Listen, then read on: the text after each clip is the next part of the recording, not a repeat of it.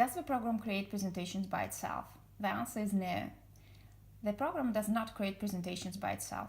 Presentations are created by architects or designers. They can be also created by 3D visualizers or people who work with three-dimensional visualization programs. The program allows you to create from source files, JPEG files, ready-made images, and plans a presentation, which can be viewed on the object or anywhere else. How to create presentations? This information is available in the information section here. There are videos that show the steps of creating presentations and the text with pictures describing how to create presentations. If you are not a professional, you can contact the studio website.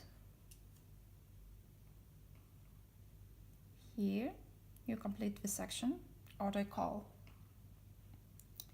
Kluch is available in any of our design projects for free. And then you can contact any other design studio and show them Kluch application. And architects of any design studio without a problem using the instructions in the program will create a presentation and show it to you.